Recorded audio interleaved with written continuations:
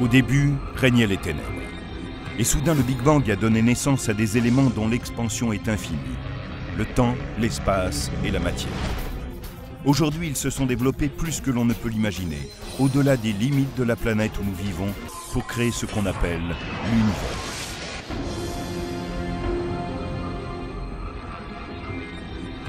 D'énormes impacts d'astéroïdes qui tombent du ciel comme une pluie mortelle. Des planètes entières entrant en collision et se réduisant en poussière. Un trou noir qui a fait disparaître le reste de sa galaxie il y a 100 millions d'années. Et des étoiles massives qui secouent l'univers comme nul autre objet. Tenez-vous prêt à être soufflé par les 10 explosions les plus importantes que l'on puisse rencontrer dans le cosmos. Ce sont les plus grandes explosions de l'univers.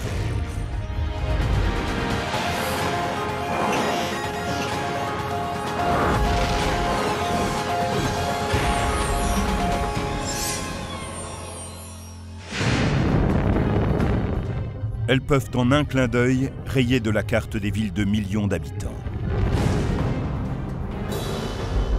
Elles peuvent dévaster des continents, des planètes, et même mettre en pièces des galaxies. L'univers est rempli d'explosions, de déflagrations et d'événements incroyablement violents.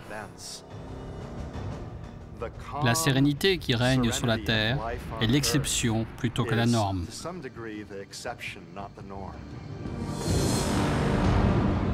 Et qu'il s'agisse de collisions massives ou d'explosions d'étoiles entières, elles ont de nombreux éléments en commun. D'une certaine manière, une explosion ou une déflagration peut être considérée comme une énorme et soudaine libération d'énergie. Quand on libère beaucoup d'énergie dans un élément qui possède déjà une structure, généralement cela détruit cette structure et nous semble catastrophique. Mais les lois de la nature vont récupérer cette énergie et la reconstruire sous une autre forme. En 1994, une vingtaine de fragments de la comète Shoemaker-Levy 9 ont percuté Jupiter de plein fouet.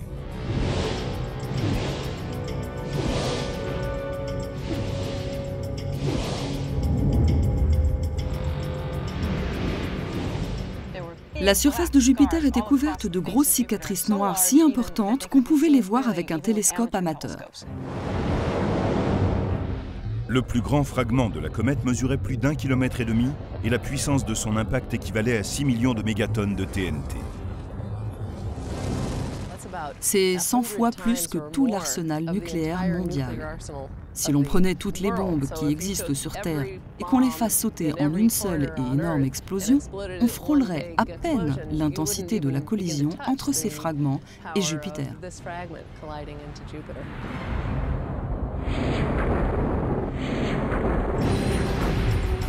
Mais imaginez qu'une explosion de cette puissance ne fait même pas partie de la liste des 10 plus grandes explosions qu'ait connue l'univers. Le 10e de cette liste a été bien plus dévastateur encore.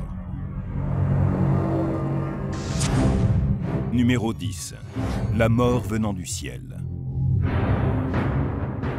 Cet événement fut assez puissant pour anéantir les dinosaures. En effet, sa fumée et ses débris bloquèrent la lumière solaire. C'est ce qu'on appelle l'impact de Chicxulub. Un astéroïde s'écrasa en cet endroit de la péninsule du Yucatan il y a environ 65 millions d'années. Une roche de 10 km de diamètre, plus haute que l'Everest et presque aussi large, percutait la Terre.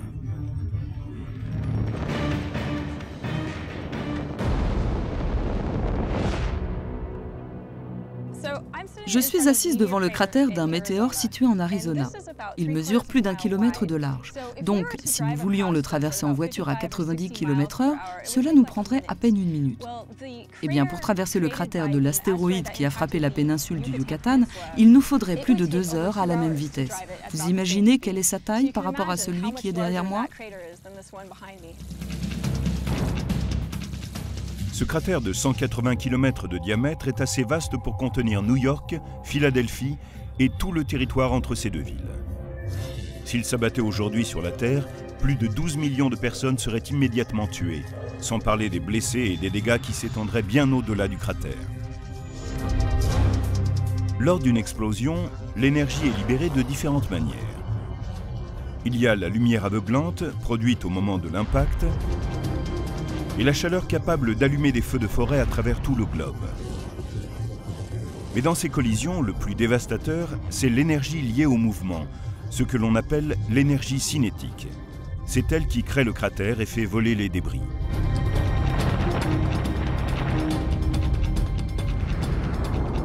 L'énergie de l'impact qui a donné naissance au cratère de Chicxulub devait être considérable.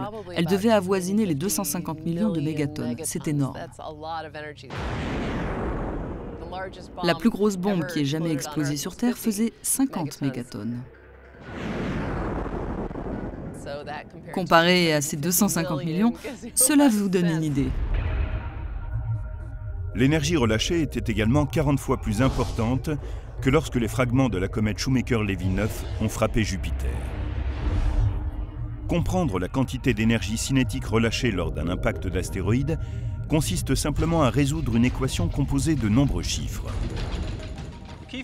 Ce qu'il faut garder en tête quand on étudie l'énergie de ce type de collision, c'est la formule de l'énergie cinétique, l'énergie du mouvement. Un demi par m multiplié par v carré. La masse est le carré des vitesses. La masse m est le poids de l'objet et la vitesse v, la vitesse à laquelle il se déplace. On peut avoir d'énormes quantités d'énergie pour un objet assez gros ou assez rapide. Si l'on considère que l'astéroïde de Chicxulub était aussi lourd que le mont Everest et qu'il se déplaçait à plus de 80 000 km/h, c'est-à-dire à peu près 50 fois plus vite qu'une balle de revolver, il n'y a aucun doute, c'était l'une des plus grosses explosions de l'univers.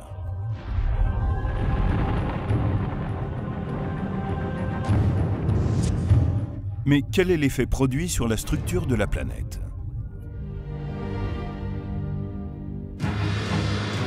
Un expert en explosifs place une petite charge sous la peau d'une pastèque pour simuler le type d'énergie relâchée lorsque l'astéroïde a frappé la Terre.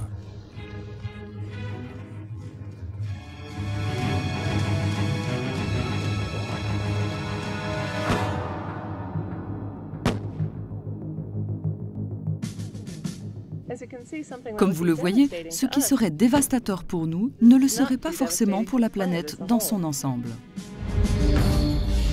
Nous avons donc une certaine marge, mais les explosions peuvent être encore plus importantes.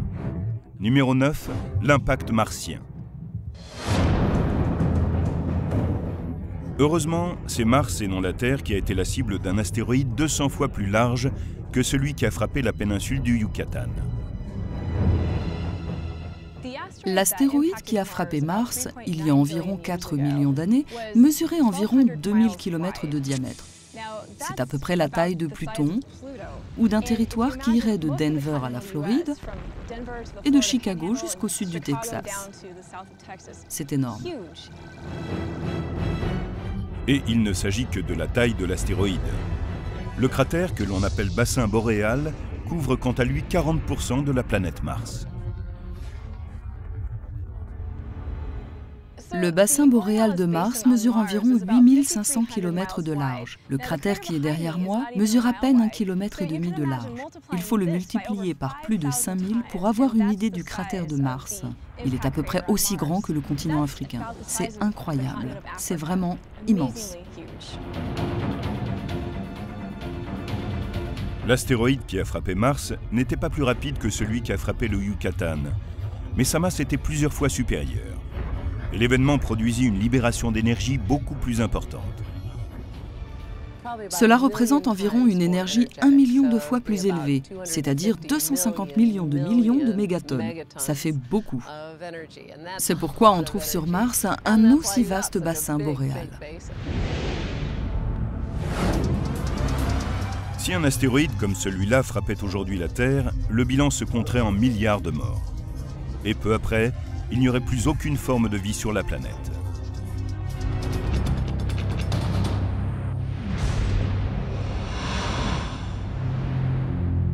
Mais l'explosion que nous allons étudier maintenant a arraché une partie encore plus grande de la croûte terrestre.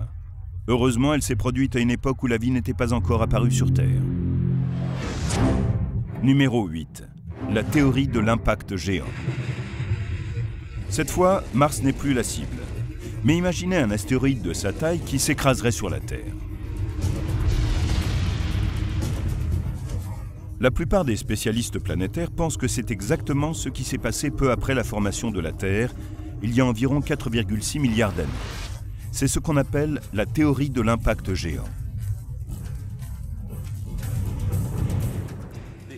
À ses débuts, le système solaire était bien plus encombré qu'aujourd'hui.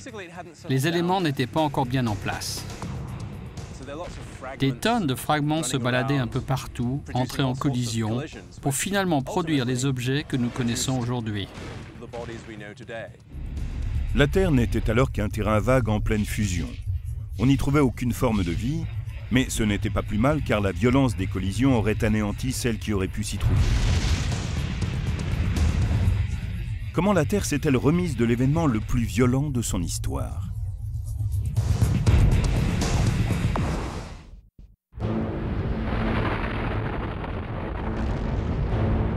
Beaucoup des plus grandes explosions de l'univers sont déclenchées par des comètes ou des astéroïdes qui frappent des planètes.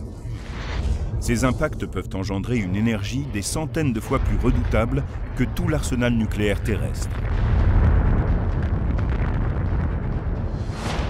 Mais le numéro 8 de notre liste est encore plus puissant. Il s'agit d'une explosion provoquée par une roche de la taille d'une planète qui est venue frapper la Terre. Cela s'est produit peu après la formation de la Terre, il y a environ 4,6 milliards d'années. Un objet de la taille de Mars, que certains appellent Theia et d'autres Orphée, est entré en collision avec la Terre. Les conséquences furent catastrophiques.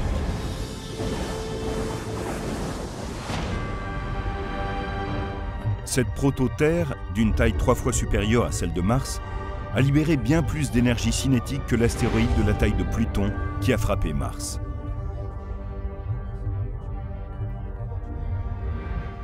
Theia a arraché le manteau terrestre. L'impact a été 10 fois plus puissant que celui qui a formé le bassin boréal sur Mars. Mais cette force terriblement destructrice a eu aussi des conséquences positives et déterminantes pour nous. Quand Theia a frappé la Terre, le choc s'est sans doute produit de façon oblique. De ce fait, les noyaux ferreux des deux planètes ont fondu pour n'en former qu'un seul, plus grand. C'est ainsi que sont nés un noyau et une Terre plus vaste.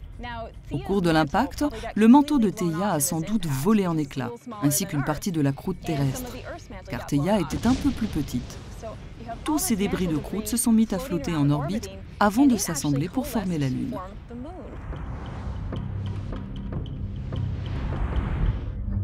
La Lune stabilise l'axe de la Terre. Elle l'empêche d'osciller dangereusement et lui permet ainsi de bénéficier d'un climat stable.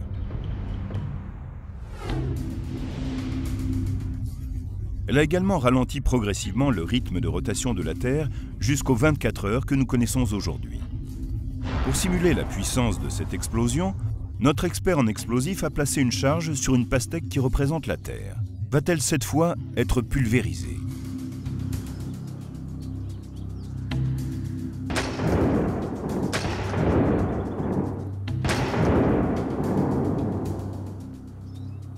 Il y a pas mal de dégâts, mais la structure de base est toujours intacte. Sous l'effet de la chaleur dégagée par l'impact, la Terre et les débris ont de nouveau fondu. C'est pour cette raison que l'événement n'a pas donné naissance à un grand cratère. La Terre en fusion a repris la forme d'une sphère et s'est refroidie. Aucun type d'impact ne pourrait donc réduire une planète en poussière ? Numéro 7. Quand des mondes entrent en collision. Dans l'espace profond se trouvent deux planètes, l'une de la taille de Vénus, l'autre de celle de la Terre, qui sont entrées dans une phase de collision. Ces planètes rocheuses abritent peut-être même des formes de vie. Un élément de leur système solaire leur a fait quitter leur orbite habituelle. Et au lieu de produire une déflagration lumineuse, elles se sont percutées de plein fouet. S'il y avait eu un observateur sur une de ces planètes, il aurait assisté à un événement terrifiant. Imaginez que vous voyez une planète arriver droit vers vous. Cela signifie que le ciel serait très vite entièrement occupé par cette planète qui va bientôt entrer en collision. Tout serait terminé en un instant. La vie s'éteindrait si vite qu'on n'aurait sans doute pas le temps de s'en rendre compte.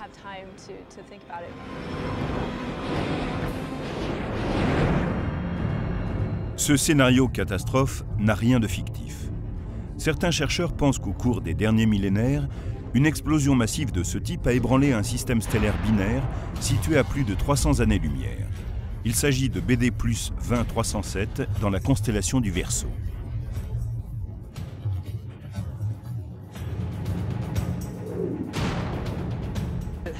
On y trouve une énorme quantité de poussière, 1 million de fois plus que dans notre système solaire.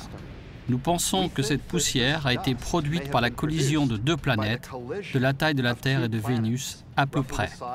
Elles se sont percutées. Elles se sont mutuellement détruites en produisant une énorme quantité de poussière. Il faut beaucoup d'énergie pour que deux planètes se pulvérisent ainsi. Il s'agit d'une puissance non pas des centaines, mais des millions, voire des milliards de fois plus importante que l'arsenal nucléaire mondial. Avec une charge de ce type, nous n'allons pas simplement détacher un morceau de cette pastèque, nous allons la faire voler en 1000 morceaux.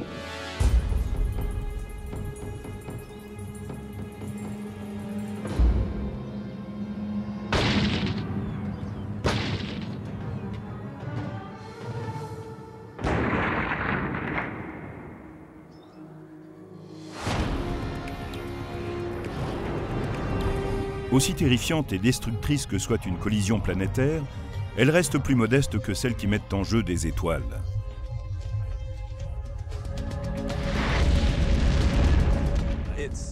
C'est une toute autre histoire. La principale raison en est que la masse est bien plus importante que celle d'une planète. Et puis, il y a toutes sortes de mécanismes qui peuvent entrer en jeu.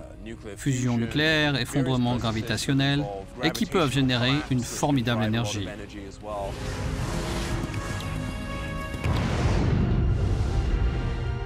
L'une de ces explosions d'énergie est le numéro 6 de notre liste, les éruptions de magnétars.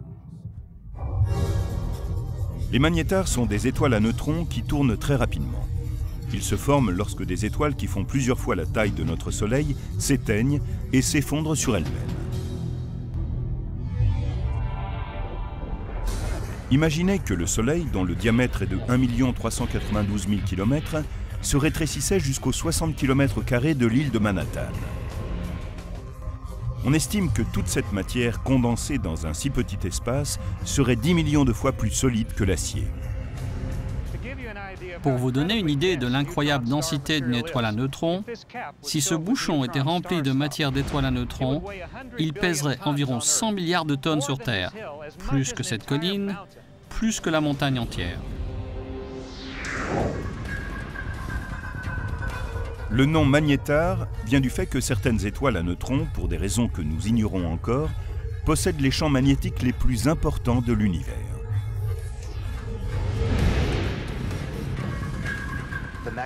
Le champ magnétique d'un magnétar est exceptionnellement puissant. Il peut être 1000 millions de milliards plus puissant que celui de la Terre. C'est fantastique. Le champ magnétique possède une telle intensité que si un magnétar apparaissait soudain entre la Terre et la Lune, il pourrait interrompre tous les systèmes électroniques de la planète, y compris effacer les informations des cartes de crédit.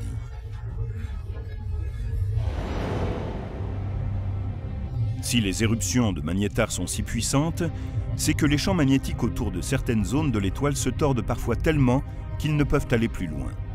Et à ce moment-là, ils se détendent comme un ressort.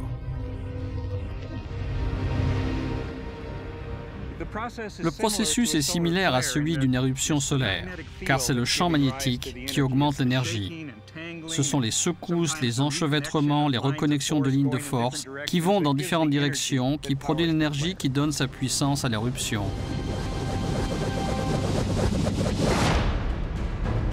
Mais contrairement aux collisions planétaires dans lesquelles domine l'énergie cinétique, les éruptions de magnétars dégagent la majeure partie de leur énergie sous forme de radiation électromagnétique, c'est-à-dire de lumière. Une éruption de magnétar se produisant à 50 000 années-lumière est assez forte pour aveugler les satellites en orbite autour de la Terre.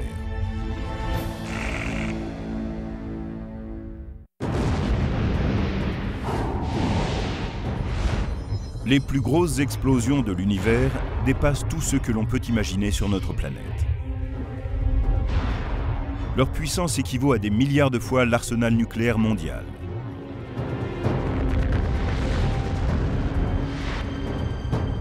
Les éruptions qui jaillissent de ces incroyables étoiles à neutrons que sont les magnétars est le numéro 6 de la liste.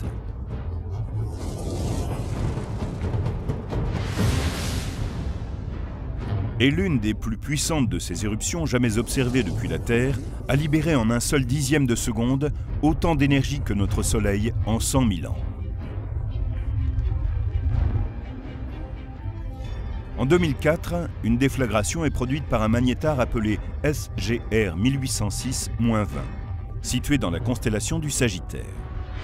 Il se trouve à 50 000 années-lumière de la Terre, à l'autre bout de la Voie lactée. C'était incroyablement puissant. Cette énergie s'est déployée en un dixième de seconde. Elle a détruit les détecteurs des satellites qui passaient par là. Il s'agissait de l'explosion la plus lumineuse d'un objet extérieur à notre système solaire. On n'avait jamais vu ça. Et pourtant, l'événement se produisait à 50 000 années-lumière de là. Mais quelle est la relation entre la luminosité et la puissance d'une explosion? Je suis dans une chambre noire et maintenant, je vais allumer une ampoule. Sa luminosité dépend de deux éléments. La puissance de l'ampoule qui s'exprime en watts, c'est-à-dire l'énergie qu'elle envoie à chaque seconde, mais aussi la distance à laquelle je me trouve de l'ampoule.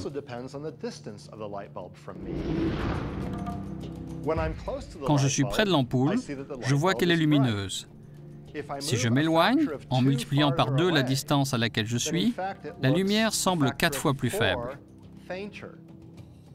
C'est ce qu'on appelle la loi en carré inverse de la lumière.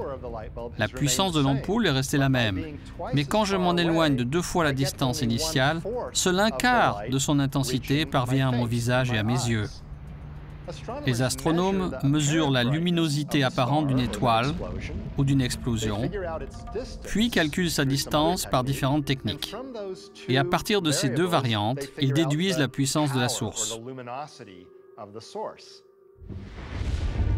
Cette lumière n'est pas seulement libérée sur des longueurs d'onde visibles, mais également à travers le spectre électromagnétique. Et à chaque fois que les chercheurs détectent des rayons gamma, comme c'est le cas dans les éruptions de magnétars, ils savent qu'il doit y avoir eu une grosse explosion. Les rayons gamma sont un type de lumière, mais une lumière bien plus énergétique que ce que nous voyons à l'œil nu. Le spectre de lumière qui nous est familier s'étend depuis de très basses énergies en passant par la partie visible du spectre, c'est-à-dire la lumière que nous percevons, puis les rayons X, jusqu'à ce composant lumineux à l'énergie puissante qu'on appelle les rayons gamma. Un sursaut de rayons gamma d'un dixième de seconde seulement, comme ceux du magnétar SRG 1806-20, serait capable de faire frire la Terre avec ses radiations émises à des années-lumière de distance dès l'instant où le rayon serait dirigé droit vers la Terre.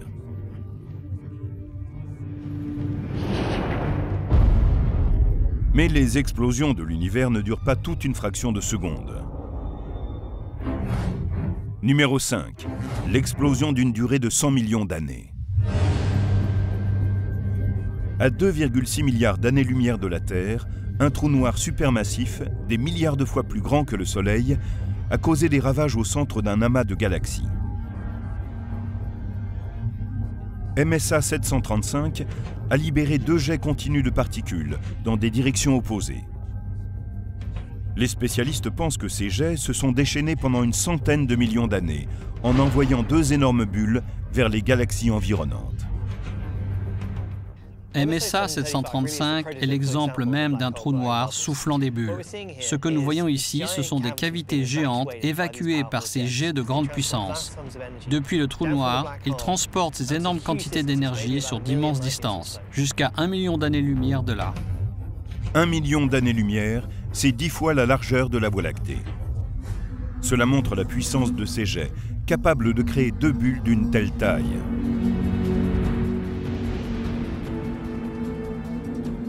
L'énergie totale de ces 2 bulles est stupéfiante.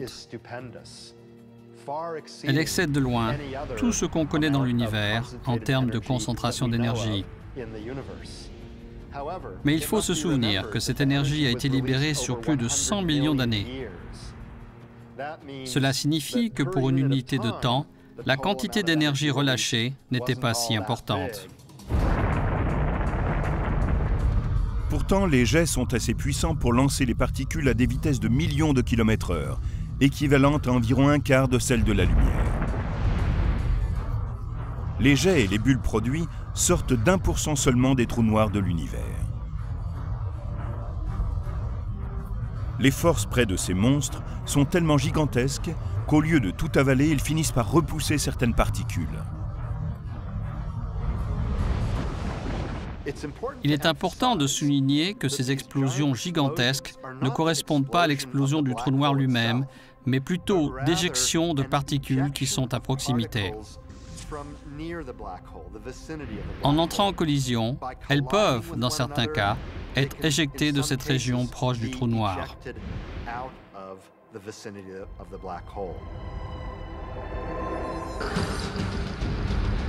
Mais comment cette double explosion peut-elle rester en activité pendant 100 millions d'années? Ce n'est qu'une question de quantité de matière cosmique disponible. Rappelons que celle-ci provient des planètes et des soleils qui sont étirés et déchirés jusqu'à n'être plus que des atomes qui sont attirés vers les trous noirs. Ces jets, dont nous avons vu qu'ils sont en activité depuis une centaine de millions d'années, disposent toujours d'une immense quantité de carburant. Ce processus peut donc durer encore très longtemps, des centaines de millions d'années. Maintenant, imaginez que l'on prenne une partie importante de cette énergie et qu'on la libère en moins de 2 secondes. Selon les spécialistes, c'est ce qui se produit lors de l'explosion numéro 4, un bref sursaut de rayons gamma. Les rayons gamma sont plus concentrés que les éruptions de magnétar. C'est un rayon très concentré de radiation, comme un rayon laser. Il sort en étroits faisceaux. Ce faisceau de rayons gamma se déplace plus vite que les particules qui sortent des jets émis par les trous noirs. Les observations montrent que l'énergie émise se déplace à une vitesse très proche de celle de la lumière, 99,9999% de la vitesse de la lumière.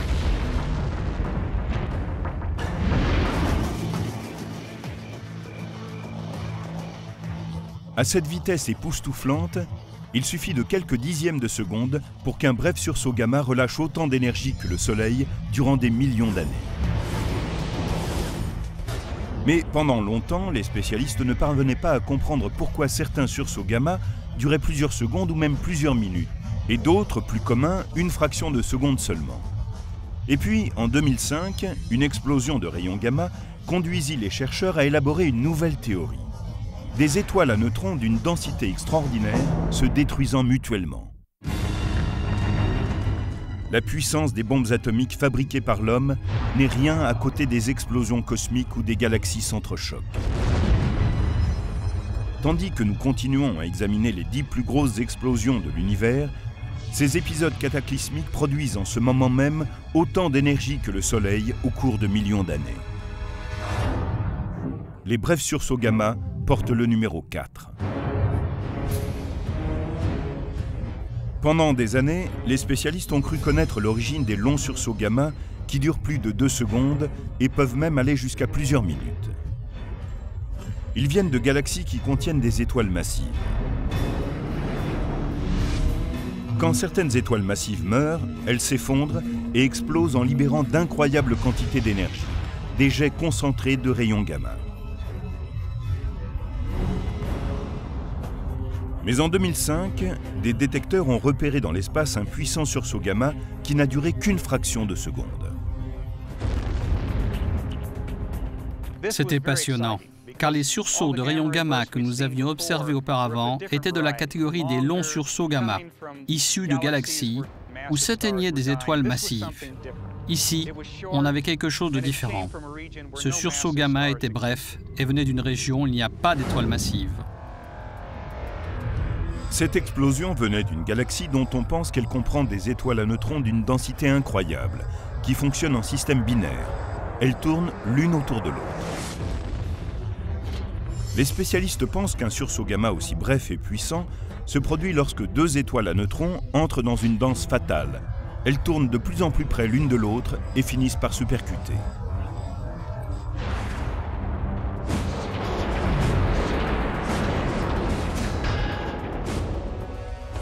On pense que c'est à ce moment-là que se forme un trou noir.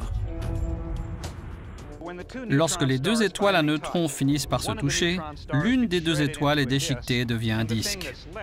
Ce qui reste est trop gros pour être une étoile à neutrons. Aucune force dans l'univers ne peut retenir deux étoiles à neutrons, donc ce qui reste se transforme en trou noir.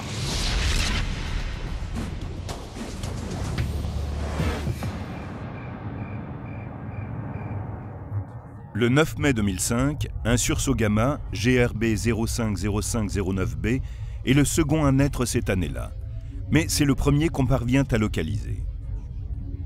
Il ne semble pas très lumineux depuis la Terre, mais c'est parce qu'il se trouve à une distance de 2,2 milliards d'années-lumière.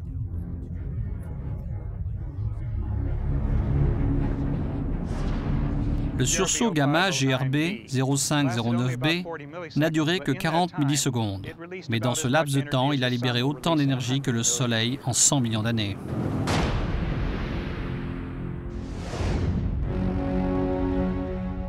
La puissance dégagée par une collision d'étoiles ne peut rivaliser avec la quantité d'énergie libérée quand une étoile explose de l'intérieur.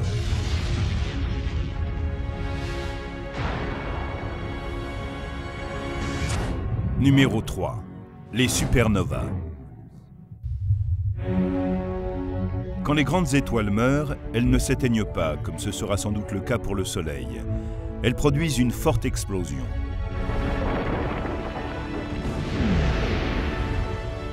Il y a plusieurs façons d'exploser pour une supernova, mais les deux principales sont quand l'une des deux étoiles d'un système binaire avale une partie ou la totalité de la seconde, ou bien quand une étoile supermassive s'effondre sur elle-même et que sa croûte extérieure est éjectée au cours du processus.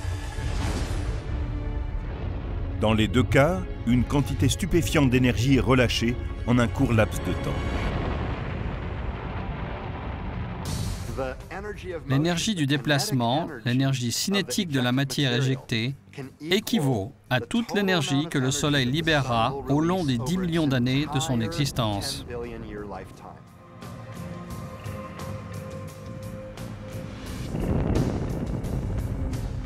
Les supernovas de type binaire sont comme une bombe à hydrogène, dans laquelle la fusion nucléaire conduit à une explosion massive. On les appelle les supernovas de type 1A. En 2003, l'explosion de l'une d'entre elles a inondé le cosmos d'une lumière plus puissante que celle de toute une galaxie d'étoiles.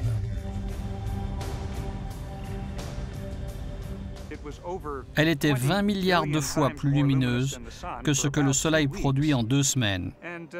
Et cela provenait d'un objet à peine plus gros que la Lune, d'environ 1,4 fois la masse du Soleil, d'une explosion thermonucléaire, d'une fusion.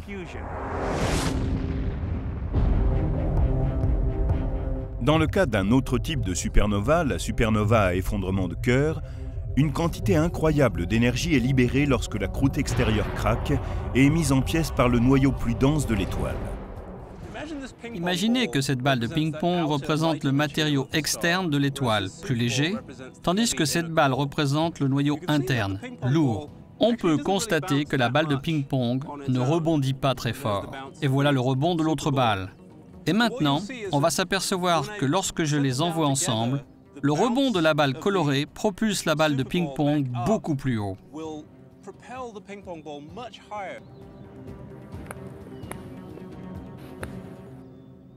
C'est très proche de ce qui se produit dans la supernova, où le lourd noyau interne rebondit vers l'extérieur, rencontre ce matériau plus léger et le disperse.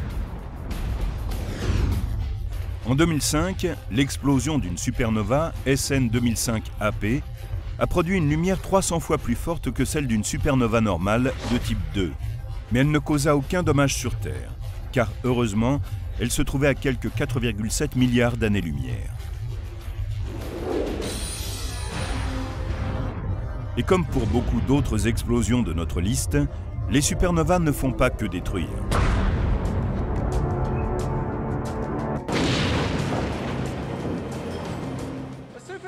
Une supernova est un peu comme un centre de recyclage. Il y a beaucoup de matière dans ces étoiles massives. De 8 à 100 fois la masse du Soleil. Une grande quantité de matériaux va être retraitée dans ces étoiles, tout comme des masses de déchets vont être recyclées dans ce centre spécialisé. Dans l'univers, la matière est dominée par des éléments comme l'hydrogène et l'hélium.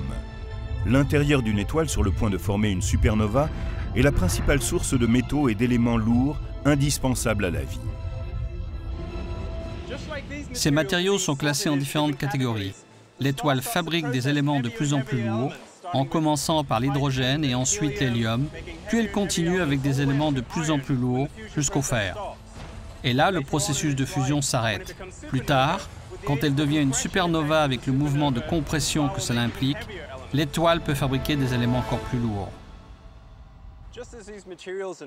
Tout comme ces matériaux qui sont maintenant mis en ballot, traités, préparés à quitter le centre de recyclage et à revenir dans notre monde pour être réutilisés, les matériaux fabriqués dans les étoiles et projetés ensuite dans l'univers par l'explosion d'une supernova vont être également réutilisés. Ils pourront servir dans d'autres étoiles ou d'autres planètes. C'est ce dont nous sommes constitués. C'est la matière même de nos corps. Ces éléments lourds ont été fabriqués dans une supernova.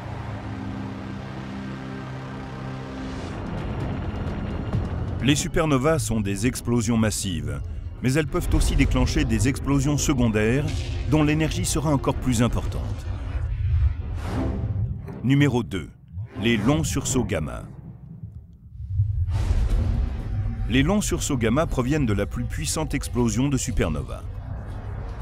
Ils sont aussi puissants que les brefs, mais comme ils durent plus longtemps, entre 2 secondes et près d'1 heure et demie, ils dégagent beaucoup plus d'énergie autour d'eux. Les longs sursauts de rayons gamma sont des monstres complètement différents des brefs. Ils sont infiniment plus puissants, près de 10 000 fois plus puissants que les sursauts de courte durée. Ces jets concentrés d'énergie ne proviennent que d'explosions de supernovas provenant d'étoiles d'une masse au moins 30 fois supérieure à celle du Soleil. Et comme pour les sursauts brefs, on sait maintenant avec preuve à l'appui que ces événements donnent naissance à un trou noir. Les longs sursauts de rayons gamma sont en quelque sorte une variété de supernovas hyper-énergétiques. Le cœur de fer s'effondre comme avant la formation d'une étoile à neutrons. Mais comme trop de matériaux tombent sur lui, il ne peut rester une étoile à neutrons. La température s'élève jusqu'à 10 milliards de degrés.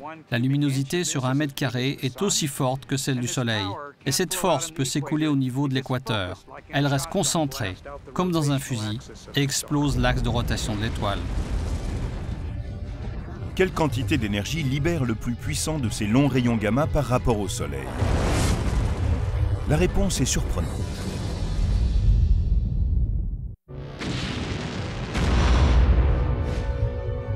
Nous en sommes au numéro 2 de notre liste, les longs sursauts de rayons gamma. Ce sont les faisceaux d'énergie les plus puissants et les plus concentrés de l'univers. Ils libèrent plus d'énergie en quelques instants que le Soleil au cours des 10 milliards d'années de son existence.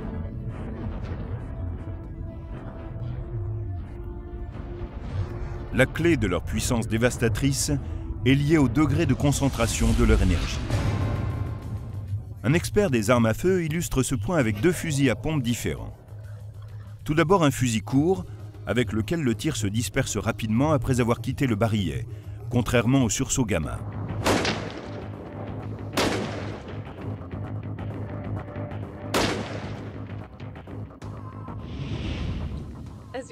Comme vous le voyez, la pastèque est abîmée, mais pas tant que ça, car le tir s'est dispersé et seule une partie a touché la cible.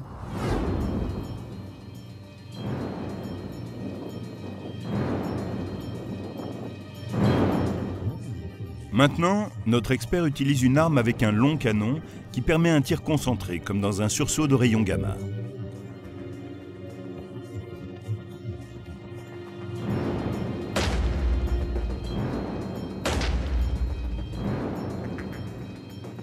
Lorsqu'il est concentré, le tir peut être dévastateur.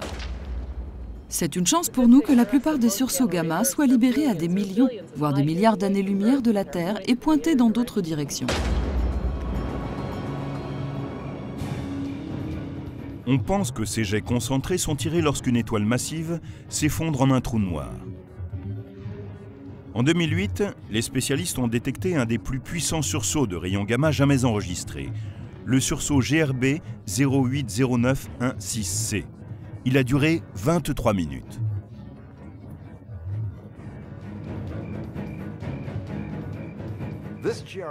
Ce sursaut gamma a été l'une des explosions les plus passionnantes à laquelle on ait assisté, parce que sa puissance, que l'on a déduite de la luminosité observée et la distance à laquelle il se produisait, dépassait tout ce que l'on connaissait jusque-là. On peut dire aussi que les particules énergétiques ont été projetées en deux jets, dont la vitesse équivalait à 99,9999% de celle de la lumière. Les sursauts gamma sont si puissants le long des faisceaux de particules et de radiation que si certains étaient dirigés dans notre direction, ils pourraient détruire toute forme de vie sur la Terre, quand bien même ils prendraient leur origine à des milliers d'années-lumière de notre planète.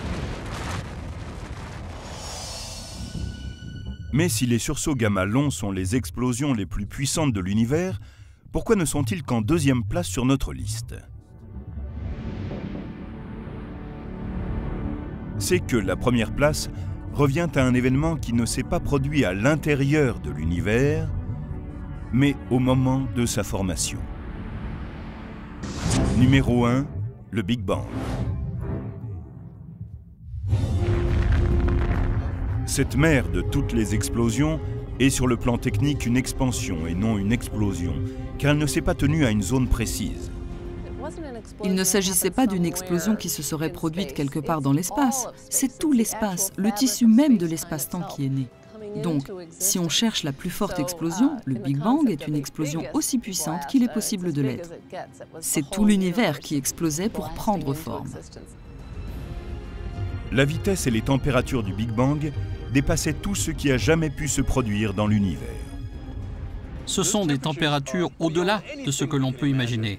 Des milliers de millions de degrés, si l'on veut utiliser les échelles habituelles. C'est bien au-delà de n'importe quelle autre explosion, que ce soit sur Terre, qu'il s'agisse d'une étoile ou de quoi que ce soit d'autre. Les chercheurs pensent pouvoir, en théorie, remonter si près du moment où s'est produit le Big Bang qu'une fraction de seconde ne peut même pas en rendre compte.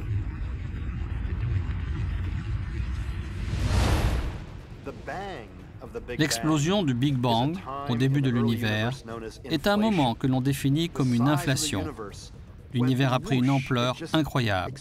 Il s'est étendu si vite, il s'est multiplié plusieurs fois dans un laps de temps très court. Cette inflation incroyable, cette expansion de type exponentiel, n'a duré qu'une toute petite fraction de seconde. Un millionième, de millionième, de millionième, de millionième, de millionième, de millionième de seconde. Au cours de cette expansion, il semble que les éléments se déplaçaient plus vite que la vitesse limite universelle. Selon Einstein, la vitesse de la lumière.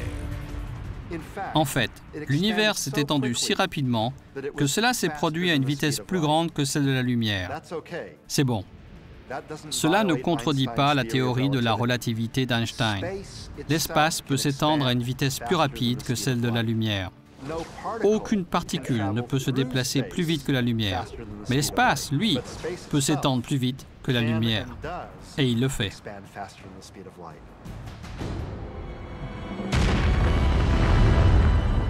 Le Big Bang est la plus puissante des grandes explosions de l'univers.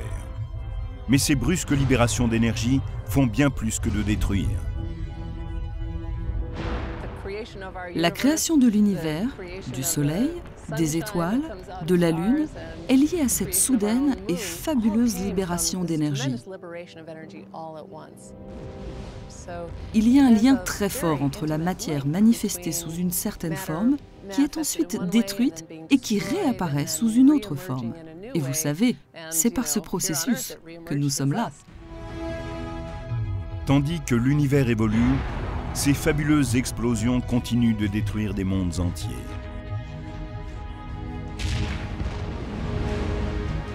Et de créer de nouvelles possibilités.